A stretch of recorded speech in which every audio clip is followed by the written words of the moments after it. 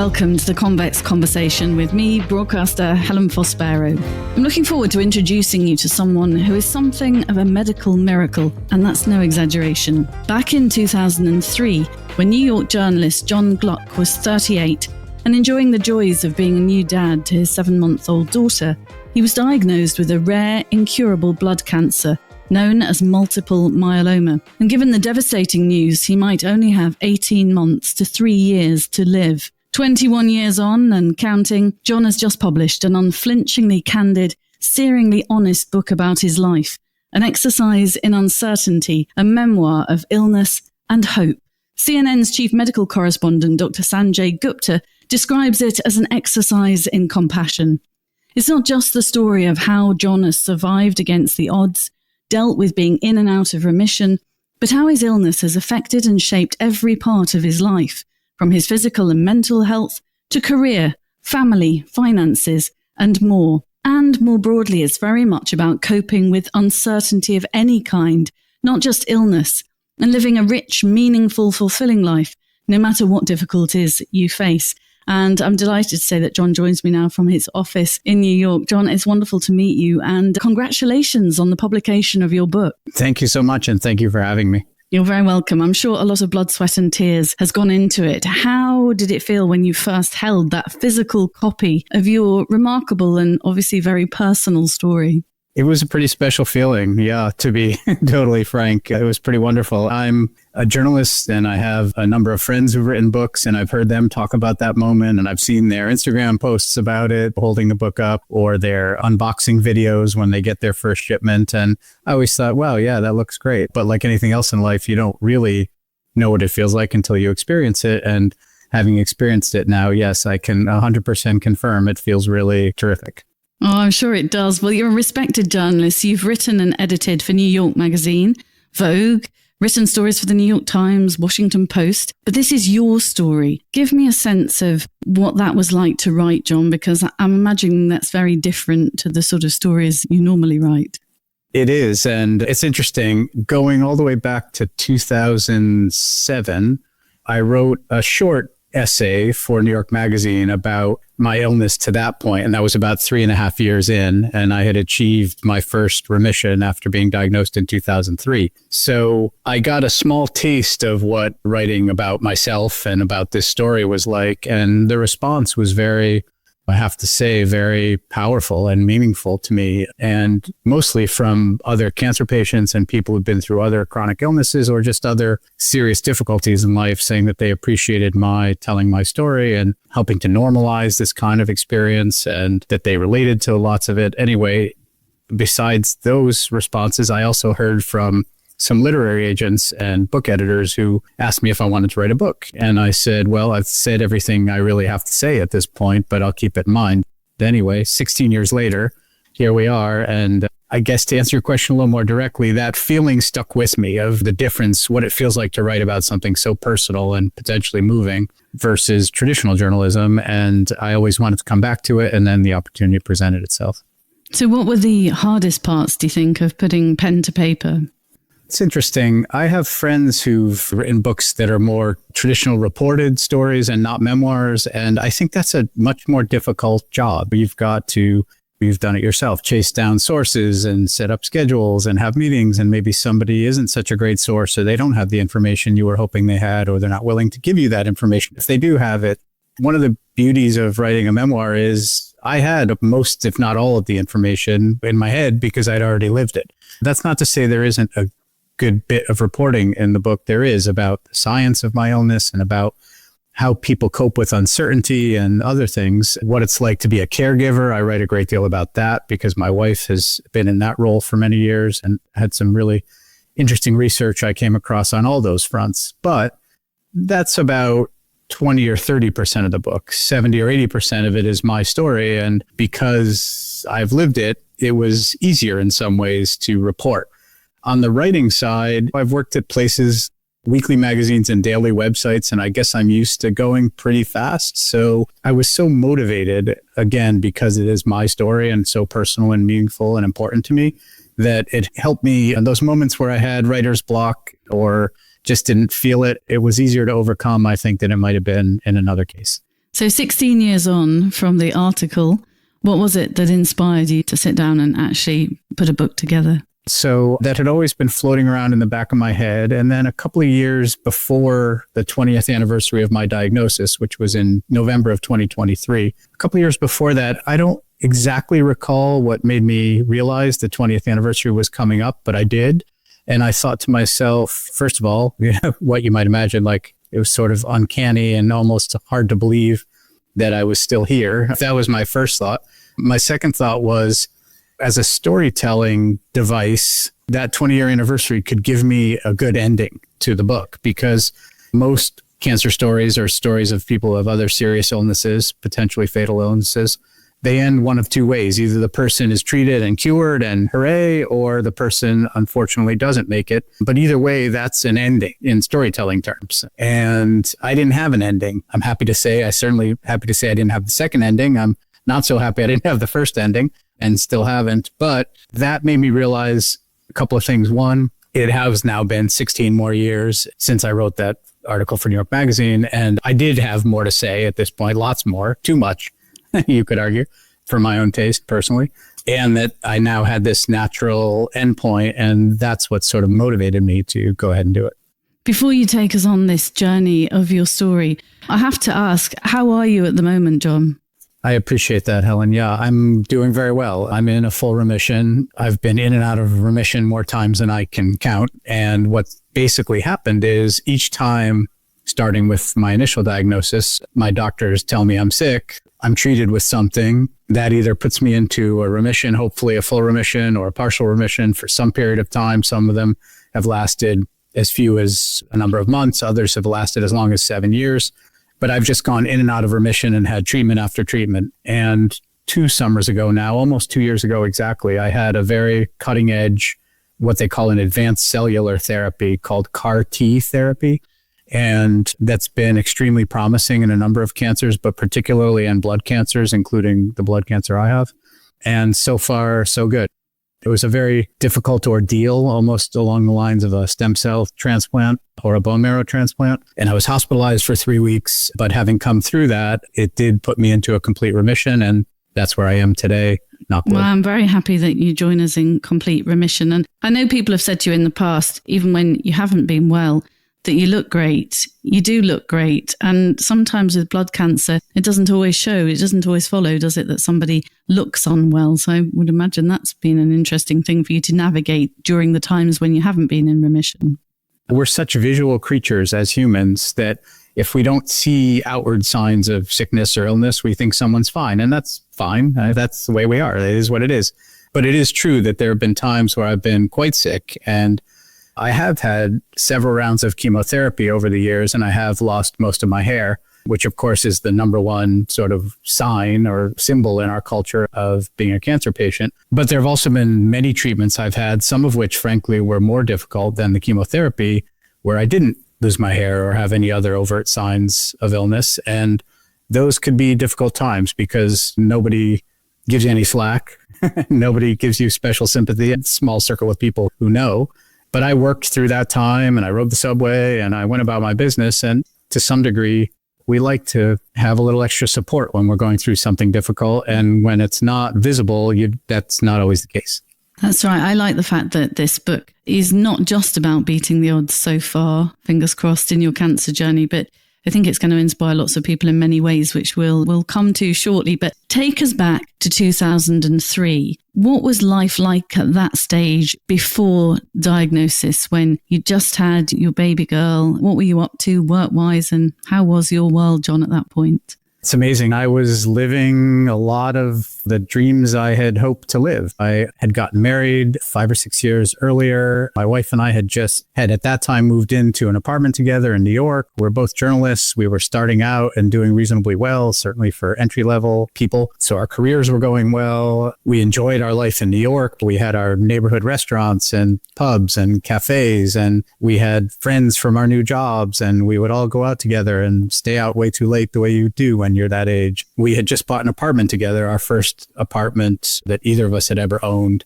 And then, most importantly, in April of 2003, we had our first child, my daughter, AJ. And the very last thing I would have ever imagined was going to happen was a serious diagnosis like this. We were feeling pretty good about our lives, more than pretty good about our lives. And then November of 2003 came around, and that was a lightning bolt. And tell us about that lightning bolt, because it started with you slipping on a patch of ice, didn't it? It did. The previous year, November of 2002, I was leaving my office one night and I slipped on just a tiny patch of ice. I didn't fall. It wasn't any big deal. I just sort of twisted my hip a little. And I woke up the next morning and it was quite painful. And I had a vague thought at that time of like, well, that's a little unusual. I didn't think I slipped that badly. Why does my hip hurt so much? But I just chalked it up to, okay, maybe I'm getting a little bit older. I was 37 years old at the time. And you hear people say these things start to happen, aches and pains, and, you know, recovers quickly from these things. So I waited a few weeks and then wasn't getting any better. I saw my doctor. He took an X-ray. X-ray didn't show anything. So he just gave me a physical therapy prescription and sent me back about my business. And I just ignored my hip. It didn't get better. In fact, it got worse. And then a year later, November of 2003, I realized it had been a year since I first did this, since I slipped on the ice that night. And my hip not only didn't feel better, it felt a lot worse. And I was having trouble getting up and down stairs. I was having trouble getting in and out of cabs. I was having trouble even picking up AJ and carrying her. And I thought, well, I should probably go back to the doctor. Whatever this is, it hasn't cleared up on its own. This time he took an MRI. He called me to come into his office. I thought to myself, this is how incredibly naive I was. Wow, what an amazing doctor. She's calling me to tell me my test results face to face instead of just over the phone. I figured I might need surgery. I'd torn a ligament or a muscle or a piece of cartilage or something. But as soon as I got to his office, I sort of sensed something was up. The receptionist had a very strange air about her when I checked in, and she immediately sort of looked over her shoulder, and another person took me straight to an examination room. There was no waiting room. And within moments, my doctor came in and told me the news that he had read the results of my MRI, and I had a lesion on my hip that was cancerous. And did he explain at that point what the prognosis was? Did you realize it was as devastating as it turned out to be? It's interesting. My very first reaction right out of the textbook of such things was total denial. When he told me that I had this lesion on my hip, the first words out of my mouth were literally no. And I said something after that to the effect of, this can't be. I'm only 38. I have a baby daughter. It's impossible. No. And then, of course, he took the time to explain to me what he thought was going on. Initially, they thought I had a type of bone cancer as opposed to a bone marrow or blood cancer, which is what I have. People use those terms interchangeably often, bone marrow cancer or blood cancer. But it took months before I knew exactly what I had. A lot of times we think, I know I did before I got sick, that a cancer diagnosis is a cancer diagnosis like any other. Have a test or two or an X-ray or an MRI, they know exactly what's going on, and they go ahead and decide on a treatment plan. In my case, that wasn't true at all. It took months of many tests of many different kinds because several of these cancers that they were considering I might have overlapping symptoms, overlapping test results, overlapping scan results. And so it took quite a while to land on a precise diagnosis.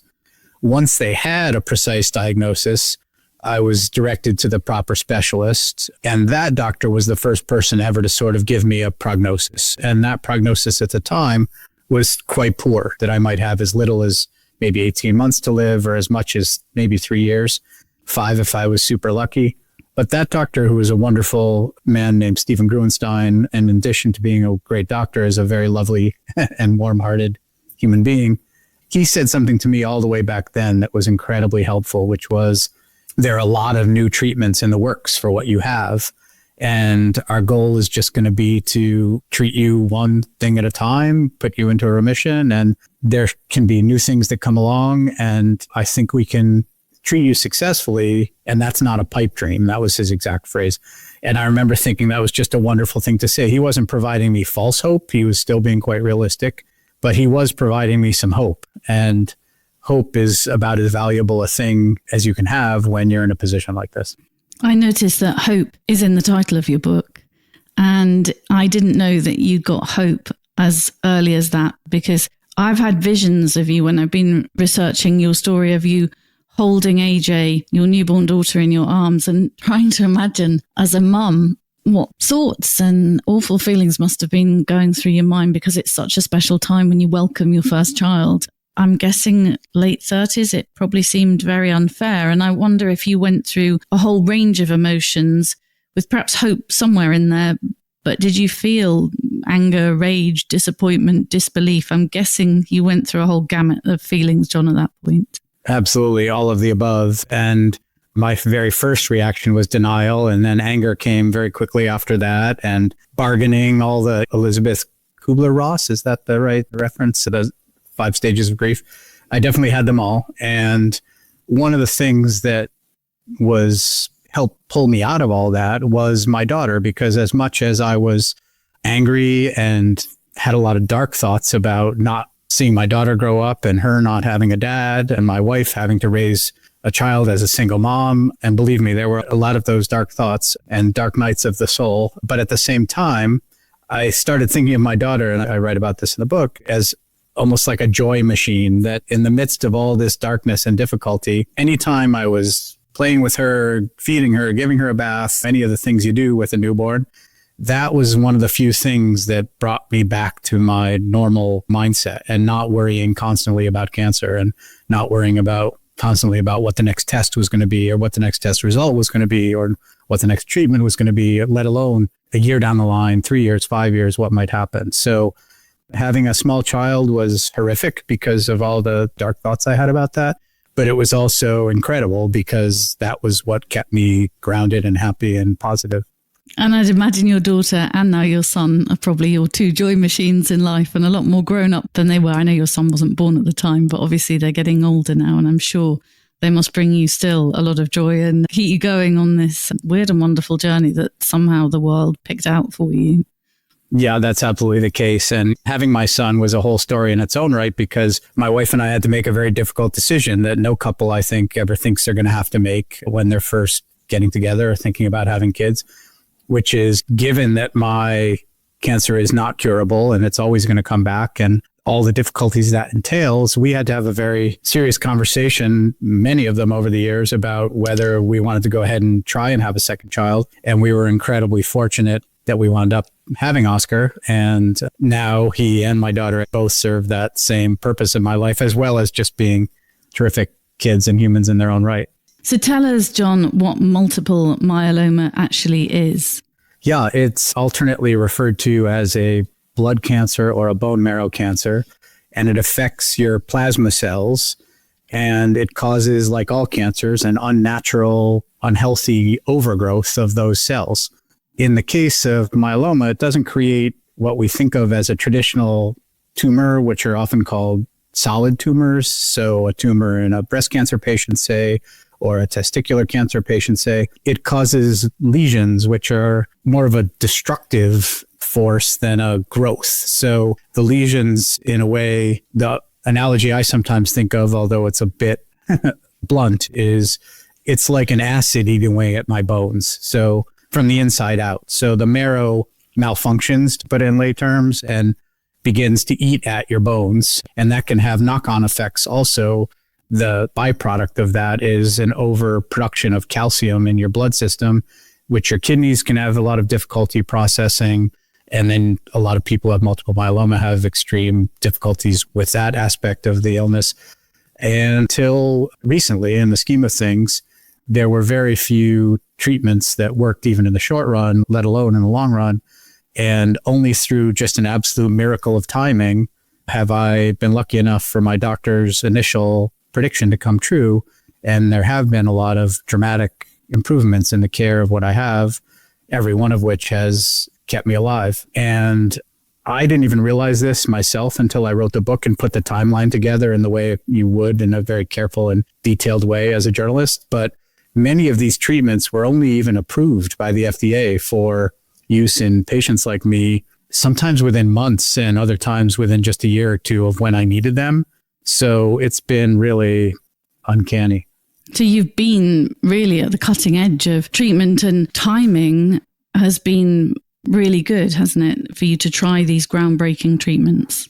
It has been. It's been incredible. And sometimes, honestly, it just sends a shiver down my spine, how lucky I've been. And other times it causes a sort of survivor's guilt of why have I been lucky enough to enjoy this good fortune when many people, either myeloma patients who came before me and didn't have these treatments in past decades, or other cancer patients who have an illness for which there aren't good treatments. I have a lot of sympathy for anybody who's been in that situation. I can't imagine not having options, and I've been very fortunate to have options. And it's rare, isn't it? I think I was reading that an estimated 7 people out of 100,000 people are diagnosed each year. That's right. And it's even more rare in young people. So 38 was relatively young. It's much more common among people in their 60s and up. So it was, extraordinarily unusual for me. And in a way, was your slip on the ice and then you dealing with the pain in your hip perhaps a blessing in disguise? Because presumably the lesion was there and you found out about it really by accident, didn't you? That's exactly right. One of my doctors many years later, I've stayed in touch with pretty much all of them. And the orthopedist who first diagnosed me, the doctor I went to initially because my hip hurt, he once mentioned that exact idea and said that the slip on the ice, it was like an angel's kiss, which I thought was just a very beautiful and poetic way of putting it. And it's true, exactly as you say. If I hadn't slipped, maybe I wouldn't have known that lesion was there and my illness could have advanced much more dramatically before the symptoms did present themselves. And who knows where I would have been in that case. Certainly no better off than I was the way it did go down. And do you think you've managed to not defy doctors, that's the wrong phrase, but perhaps beat the prognosis by just being there at the right time and being able to take advantage of things like the CAR T-cell therapy that you mentioned earlier? Yeah, I've definitely been unusual that way. And I see many doctors, as you might imagine, especially not just for my illness, which is complex enough in its own right and requires many different types of treatments from many different kinds of specialists, but also from the side effects of the treatments, which themselves cause many other problems that need other specialists. And so I don't know how many hundreds of doctors and how many thousands of appointments I've had over the years. Where I'm going with all that is quite often, let's say there's a side effect I have that involves my eyes and I go to see the optometrist, or when I first check in and you fill out your history. And I've often seen doctors look at that chart as they come in to talk to me and see that I've had multiple myeloma for 20 years or more, and almost their jaws drop. Like, how is this even possible? So it's been quite incredible that I've beat the odds. And through all of this, your lovely wife has been by your side and presumably really helped you through difficult times and looked after you when you've been sick. She has been, and there aren't enough words in the dictionary to express how much I appreciate that. At the same time, one of the things she and I really believe strongly in was being candid in the book about the difficulties that a diagnosis like this among one person in a relationship can bring to both of you as individuals, but also to the relationship itself. And I write quite a bit about that, of course, with Dee Dee's input. That's my wife, Dee Dee.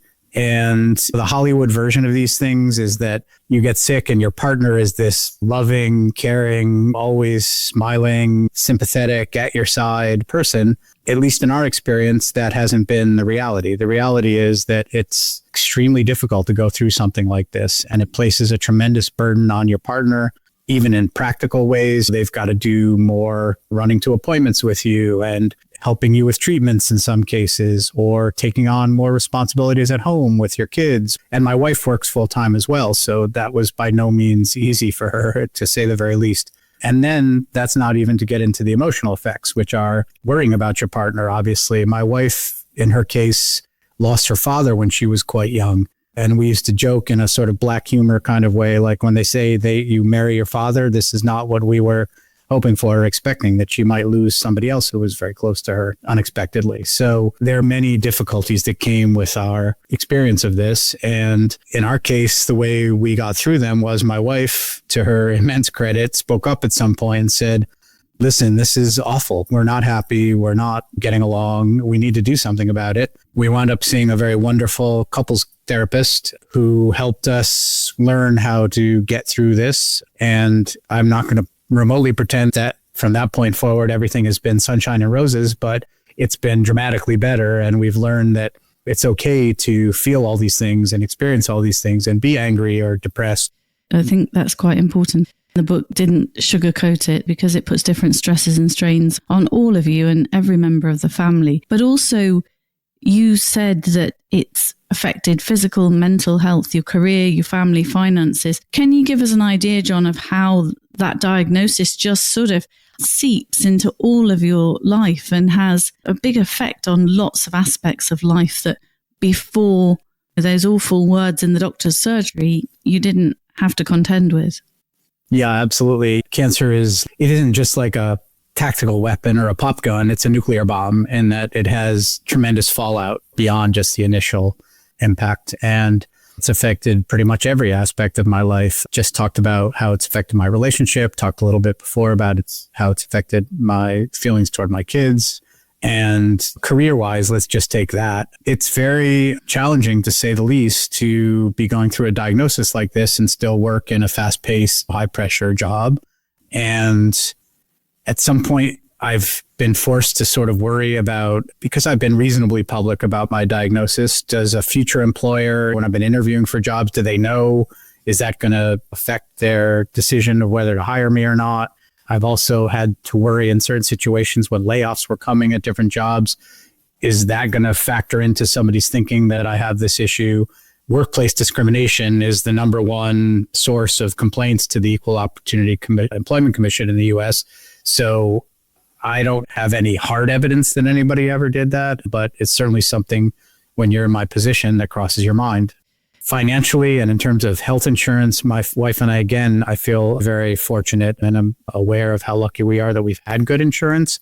But even with good insurance, the hassles of dealing with health insurance in this country are tremendous. And the amount of time and frustration and energy I've poured into getting pre-approvals for certain procedures, or fighting over claims that were denied, or just cutting through basic red tape or mistakes, I've spent easily thousands of hours doing that. And it's particularly difficult because you're sort of at your worst when you're forced to take on this extra responsibility, both physically and emotionally. The last thing you want to do is fight with a bureaucrat on a phone somewhere. There's no other way. So we've done that. And then financially, as I say, even with the good fortune of having good health insurance, some of these treatments are extraordinarily expensive, in the multi-millions of dollars. So you wind up picking up a share of that, either through copays or deductibles, or just the portion of your treatment that isn't covered by your insurance. And we've easily spent hundreds of thousands of dollars over the years on my healthcare, and that's part of the way the system works here.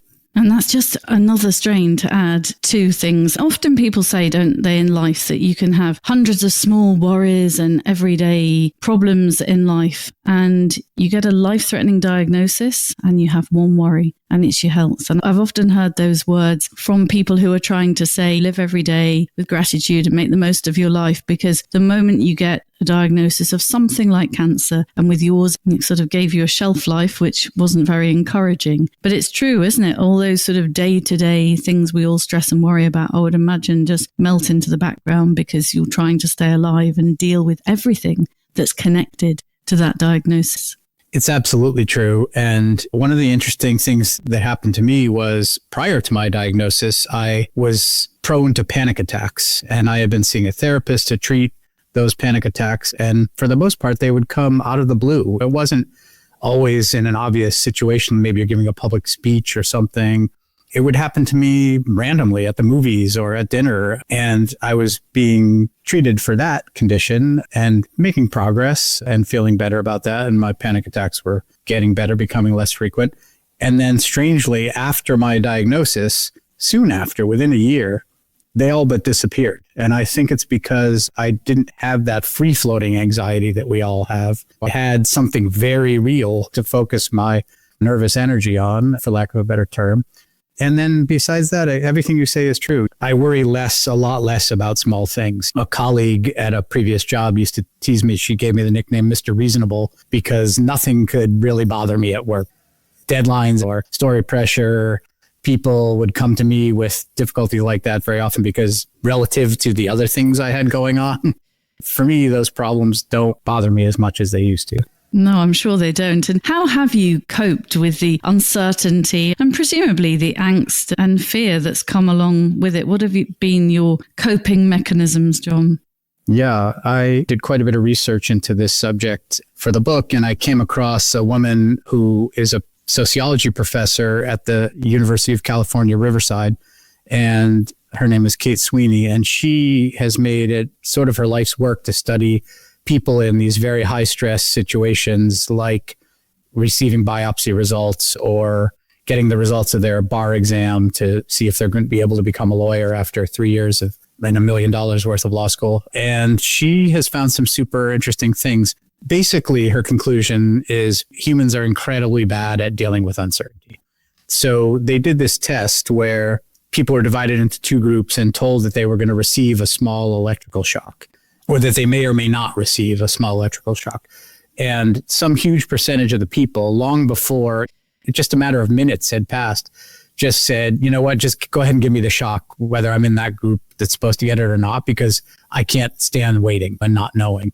So it basically shows you people would rather have the bad outcome than just not know. So I said to her, okay, so what can we do about that? And she had some very good suggestions, and some of her research has shown that things like simple distractions can be helpful. Probably the most helpful thing is really getting involved in an activity that for you is deeply absorbing. So some people that could be baking or yoga or meditation or knitting. For me, it's fly fishing. I like to fly fish. I was a fly fisherman before I got sick and always found it useful for those purposes as well as just enjoyable. But after I got sick, it became almost a necessary element of my life to get away from my diagnosis and my other troubles and to do something that's so engaging and requires so much of your focus and energy and concentration that your mind almost doesn't have a chance to wander off into those scarier places. I can imagine that's a very calming sport, if that's the right word for fly fishing. You're at one with nature, you're out in the water, and quite a peaceful setting, even though there's a lot going on in your mind as a fly fisherman. But I would imagine it comes with quite a lot of calm, Jon, when you're out there.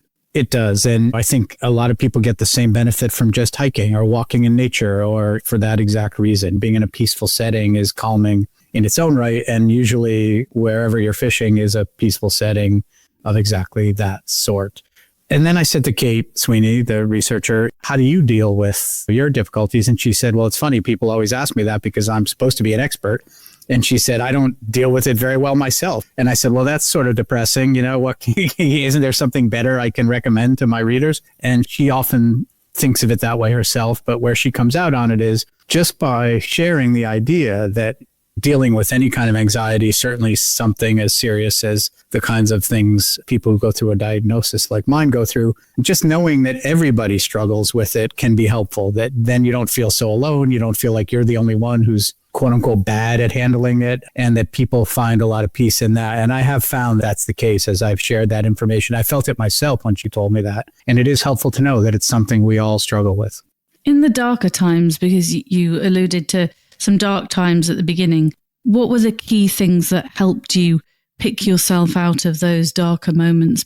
Yeah, I talked about my daughter, and that was probably the biggest thing. And also my wife and friends and family. Again, I'm very lucky. I have wonderful family and friends who are all very supportive. But in a funny way, the first answer that usually comes to mind when people ask me that is, it was work. A lot of people say, oh, you worked every day. That's so brave. Believe me, it had nothing to do with bravery. It just had to do with terror. I just wanted to be busy all day and to have something to distract me. And I had a demanding job, and I liked that it was a demanding job because my mind, just as I was saying earlier about fishing, didn't have a chance to wander. I was too busy reporting and editing stories. So I loved my job in its own right. Another thing people have asked me is, oh, did you think about quitting your job and changing careers? Some people have kind of a revelation when they go through something like this. My revelation was I actually liked what I did. It was sort of reinforced that I liked what I did because I was forced to think, is this what I want to do with my life, in a way that maybe other people at that age aren't often thinking about? And I was happy to feel in my heart that the answer was yes. So really, it was trying to spend as many hours a day as I could with my mind on something other than cancer. And am I right in thinking that as long as you could, you tried to keep your cancer life tightly cordoned off from your non-cancer life, and in your mind, sort of not lived a double life? That sounds all kinds of wrong, but you viewed it as two separate lives in a way. I did, absolutely. And for many years, that was helpful. It's not that I kept it a secret or that I didn't tell people if it came up or there was some reason for me to tell people, but I didn't broadcast it either or talk about it all the time. I just had dinner last night with a friend, actually, who read the book and said, gosh, I feel so badly. I didn't know more. Or I said, don't feel badly. That's how I wanted it. I didn't want to be the person who was talking about it all the time or got the look from everybody every time I saw them. If they overly sympathetic, like, gosh, your life is so horrible. I didn't want any of that. I just wanted to carry on and keep things as normal as I could. As my condition got worse over the years, or I had treatments that were more invasive and had more fallout, that attitude began to shift. And I began to realize it was too much of a burden for me to carry by myself without sharing it with more people and without talking about it more. And that leads up to the present day, where obviously I decided to write the book and share the entire story with not just my friends and family, but the whole world. The whole wide world, including the UK, I'm pleased to say. And a lot of us have friends or family who have been through chemotherapy. People know how difficult that can be, but it sounds like you've had some really invasive treatments. What have the most difficult treatments been, Jon, that you've put your body through to try and continue your survival? In my book, any cancer treatment is a difficult cancer treatment. So I know people who sometimes will say to me, oh, well, I've just had baby cancer. Somebody used that term with me once, and trying to be sensitive, and I appreciated it. But at the same time, I said, there's no such thing as baby cancer, and there's no such thing as easy treatments. So I guess first I'd say that. That said, the most difficult treatment I've been through was this treatment I referred to earlier called CAR T therapy, which required 2 rounds of chemotherapy just to prepare me for the treatment. And then is this incredibly futuristic treatment where, long story short, they take your T cells out of your blood, spin them in a centrifuge, and separate them from the other cells. And your T cells, as you probably know, are one of the basic building blocks of your immune system. They send those T cells to a lab, and in the lab, they attach a molecule to them that once they put those cells back into your bloodstream, those cells then know how to target specifically your multiple myeloma cancer cells. So unlike chemotherapy, say, which kind of carpet bombs all your cells, healthy and unhealthy, and that's one of the reasons why it can be so debilitating and have such long-term negative effects, this therapy targets just the cancer cells and is sort of miraculous that way. That said, it carries very serious side effects of its own. I was very fortunate to have relatively mild instances of those side effects. Other people are not as fortunate. And that also required me to be in the hospital on 2 occasions, once for 4 days and then for 16 days. And none of that was any fun at all. No, but the science now is really incredible, and you've probably become a reluctant expert in some of this. Have you been absolutely bowled over by what's going on scientifically right now?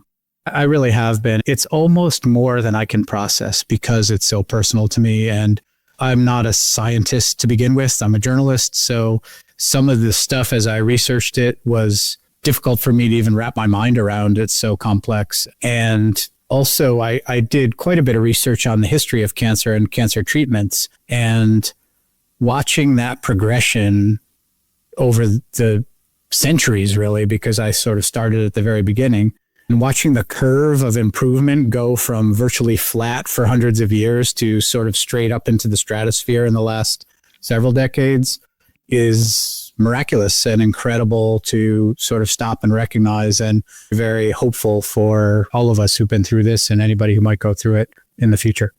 And was cancer around hundreds of years ago? And if so, what did they call it? I wasn't aware that it had been talked about centuries ago.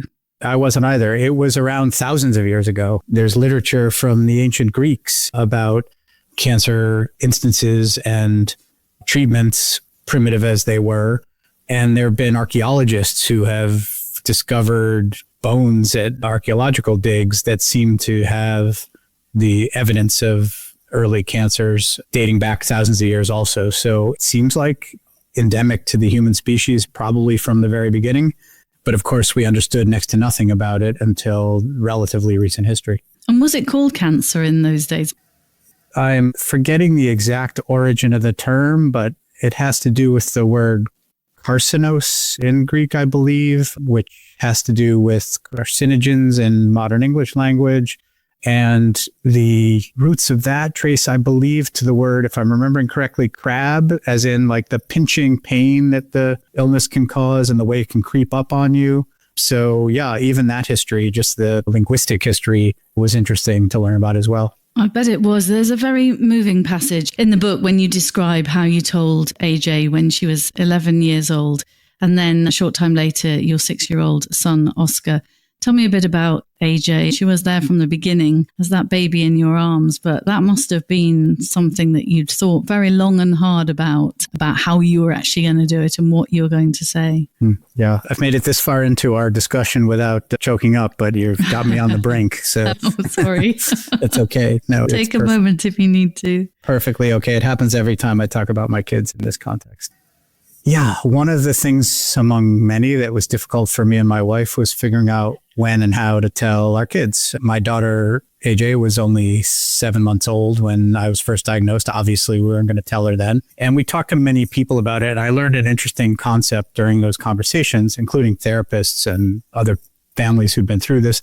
I learned an interesting thing from one of my therapists, which was this notion of your need to tell versus the other person's need to know. And Didi and I had a very powerful need to tell. We didn't want to be dishonest with our kids. We didn't like the idea of carrying a secret. It can be very burdensome to keep a secret. But then thinking about it in those other terms, we thought, do the kids have a need to know? And because I was relatively well and didn't have any outward symptoms of my illness at the time when they were young that they could see, we decided they didn't really have a need to know. I was fine. I wasn't going anywhere anytime soon. If that ever changed, we agreed we would tell them right away. So then it just became kind of a matter of when did it feel right? And somewhere around the time my daughter graduated from elementary school, here, that's 5th grade, we just felt she was old enough to understand in a nuanced way where we could say to her, I have this thing, but I've been treated very successfully for it. My doctors still believe they can treat me successfully for it. And I'm good right now. And we will be honest with you going forward. So that's what I did. And then for my son, he was 5 years younger, but we felt it wasn't fair to ask his sister to keep a secret from him. And we wanted to tell him as well. So we told them both more or less at the same time. As it happened, it was a very strange story. My wife was out of town and my daughter needed a dress for her elementary school graduation. And she got very excited that she wanted it one particular day. And so I took her to go dress shopping at Bloomingdale's, the famous department store here in New York. And in the cab on the way up, I just realized I've got a captive audience. We've been talking about telling her. My wife and I had agreed that I was going to tell her myself, but we didn't want to make it one of those big, like, sit down family moments that would stick in her head forever. We didn't want it to be in our apartment because we didn't want her to have that memory there. So I just thought, well, here I am in the back of a cab where I want to go do this. I'll tell her. And so I did. I bet you told her in a lovely way, and also a lovely way that didn't frighten her, which obviously is really important. Just thinking more generally about your story and the book, how do you hope that it can help people facing any kind of difficulties? Because it is broader than your survival journey of cancer. And I think there are many nuggets in it that will help other people without cancer. Yeah, I would say probably the biggest way I hope it'll help people is to come back to that word, hope. When I was first diagnosed, I did not think things were going to work out very well, and they have. When I was first diagnosed, I didn't think it was possible that I could cope with such a thing, but I have. And I think you learn things that anybody who goes through something like this, or sometimes people who have a near-death experience like a car accident or something, talk about you're stronger than you think you are. Things aren't always going to end as badly as your worst worried self thinks. And you can lead a rich and meaningful and fulfilling and enjoyable and even happy life, even while you're wrestling with all these things. Somebody once said to me, you don't have to feel perfect to feel good, after I was diagnosed this way. And that's become almost like a mantra for me, that long ago I gave up the illusion that my health, let alone other things in my life, would be perfect. That's just not in the cards for me. But that doesn't mean it has to be awful or that I can't enjoy my life in the meantime. And I think that kind of thinking can apply to a lot of things, whether it's health related or otherwise. The novelist Richard Ford said that your book offers a vital lesson for us all in how to face and comprehend two of the basic facts that render us human. We die, but much more important, we live. And you've been living for the last 22 years through some difficult times, but I'm guessing you've also had some joy and some really happy times through that 22 years, that many of which you weren't expecting to actually have. Absolutely. And again, one of the things that I think a lot of people who go through something like this experience that I absolutely have is appreciating everything, you do get to do and trying to live every day to its fullest. I've gone almost insane that way. Sometimes I drive my family crazy and my friends because I'm just so eager to do things. If I get in my head that I'm going to do something, I don't wait anymore. That can be something small, like I text a friend if I think of them, or I invite somebody to have coffee or lunch or dinner. It can be something big, like taking a trip to Iceland as a family that we'd always dreamed of taking. Once I think of something like this or see a window of opportunity, I tend to just jump on it. I don't wait, which up to a point is a good thing, I think. And as I say, sometimes I can drive people crazy with it because I've become very impatient in the good way, I guess you could say, but also maybe not in a not so good way. I learned a term about this along the way. Somebody told me this term called precrastination. It's the opposite of procrastination. So instead of putting things off for a long period of time, you have this compulsive urge to do things right away. And I've become a world-class procrastinator, for better or worse. I'm sure it's for better in a way. And it just leaves me finally, Jon, to ask you, what next? What are the next steps? You've got your book out now. You're in remission at the minute, which is great news. But what's next for Jon Gluck? Yeah, so I will always have what I have, and it's 99% certain to come back. So there are treatments. There are one or two treatments that are already approved that my doctors have told me would probably be next in the cards for me when the time comes. There are also quite a number in the pipeline again that are even more futuristic, mind-blowing than some of the ones before. And hopefully those will be out and ready by the time I need those. So my best case scenario, I guess, is I carry on as I've been carrying on, which is to say going in and out of remission, but luckily having more treatments at my disposal each time that happened. And more broadly, I would say I'm just going to keep doing the sorts of things we were just talking about, try and spend time with my friends and my family and my wife and my kids and enjoy my job and do all those things that we all do, whether we're sick or not, and hopefully do as many of them as I can and enjoy them as much as I can. And what are you doing work-wise at the moment, Jon? I work for a publication called Fast Company. We cover technology, business, innovation, work-life issues. And I've only been here since April, so just 3 months and a little bit more. And all the fun and excitement of a new job. And I'm interested in this area and these topics and work with terrific people. And it's been a fresh start for me career-wise, which is always exciting. And so far, so good. Well, it's a pleasure to hear your story, and just a massive thank you for being willing and able to share it with us. It's been a real privilege. Oh, thank you, Helen. The privilege has been mine, and it's been nice chatting with you and getting to know you, and I really appreciate you doing this. Well, you've been listening to journalist Jon Gluck talking about surviving for more than 2 decades after being given 18 months to 3 years to live, and how his journey and experiences can help us all when we face difficulties and uncertainties in life. Do check out his brand new book, An Exercise in Uncertainty. It's a fantastic title. I'll be back at the beginning of September with the autumn season of the Convex Conversation. We have many more inspirational guests lined up. And in the meantime, do look back on some of our 200 plus episodes to keep you going through August. I'll see you soon.